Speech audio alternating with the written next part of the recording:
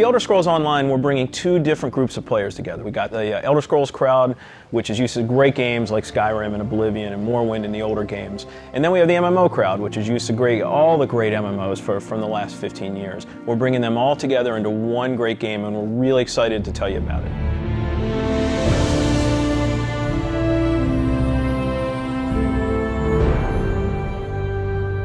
Elder Scrolls Online, everything you need to know about it is right in the name. It's Elder Scrolls, but it's online.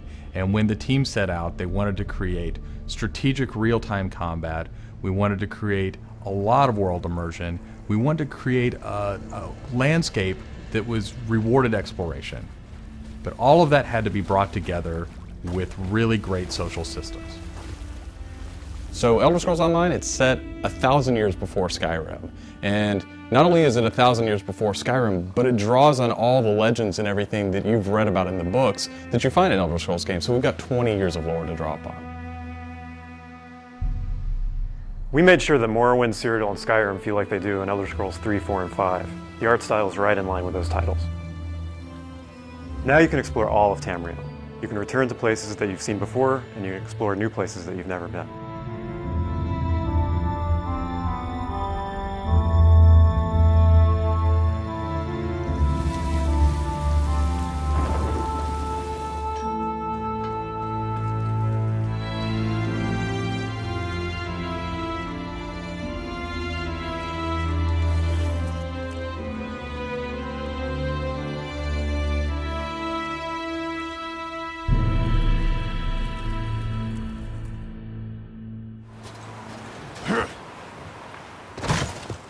This is an Elder Scrolls combat system.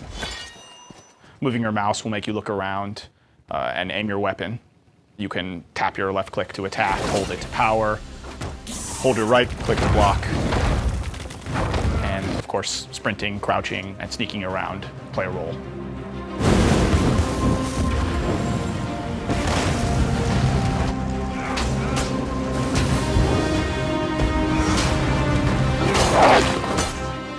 All of our characters are designed so that hundreds of them can be on screen at one time.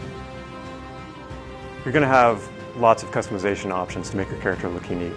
You'll find Dwarven armors, Daedric armors, Elven armors, basically all the types of armor styles and customization options that you expect from an Elder Scrolls game and the Elder Scrolls lore.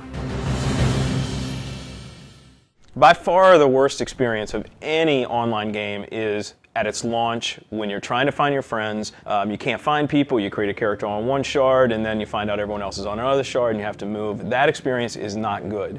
So we are not going to have shards. We have a technology we call Mega Server, where all players are on one server. So all your friends are right there, you just create a character, you click play, and you go.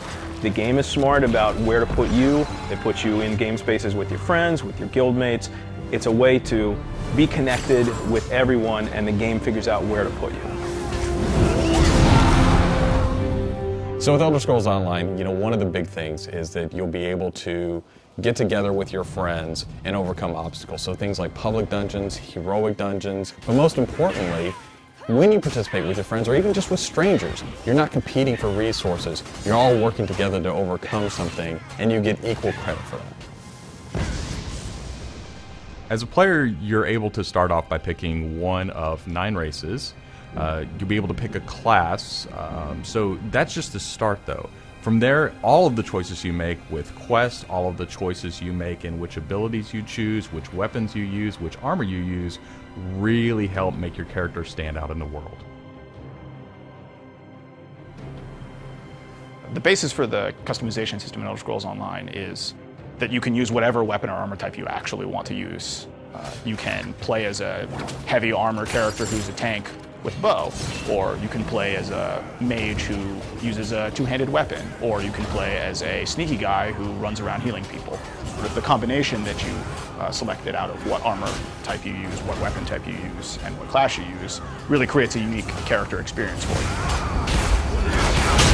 One of the things you're going to be able to do that's going to make you stand out is you have perks. For instance, perks allow you to become a werewolf or a vampire, or maybe even have special pets. But it's not just about that. There are other things like how you increase your stamina, how you increase your magicka, or how you increase your health that really take you from your initial class choice, and it makes you stand out because you're saying these are the things that are important to me. This is the way I want to play. This is the role I want to take in combat.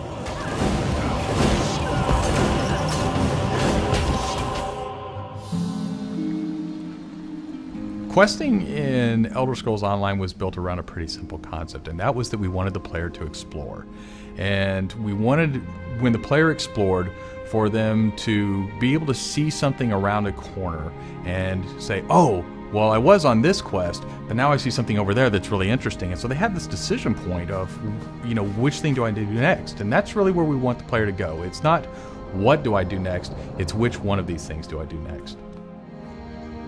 The way a player finds quests in our game is really through exploration. As they wander around the world, we have an on-screen compass, and that really points out the areas of opportunity or points of interest to the player. When the player finds a point of interest in the world, this is really where all of our story content is. And they're an opportunity for the player to make a change in the world. And a really good example of that is there's a werewolf invasion. When the player gets there, they fend off the werewolf invasion, they save the town, and every time you come back to that village, you'll be remembered and thanked by the villagers. The werewolves will be gone just like you would have in Oblivion as the hero of Clutch. Once you hit level 50, that's really where the game opens up. At this point, you're going into Cyrodiil to PvP, or you're deciding you want to go on a heroic raid with your guild and your friends, or maybe you might go into an adventure zone, which is our way of getting you into a zone where you can play solo, you can play with a small group, or you can play with a really large group to overcome obstacles.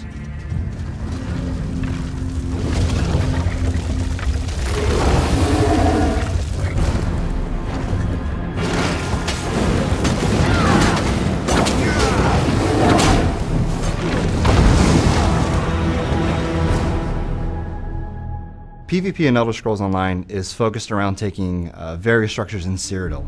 If you remember Cyrodiil from Oblivion, the space is very large, and that's a perfect setting for having three alliances fight each other.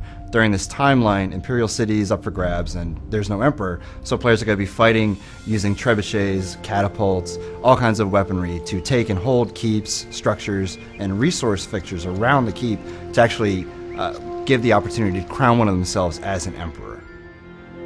It's really important to us that, PvP isn't just a veteran game. It's got to be something that people can do from the very beginning because you want to be comfortable in getting into this. So we make sure that everybody is on equal footing. So even at level 10, you can go into our PvP area and really have a great experience and a good time.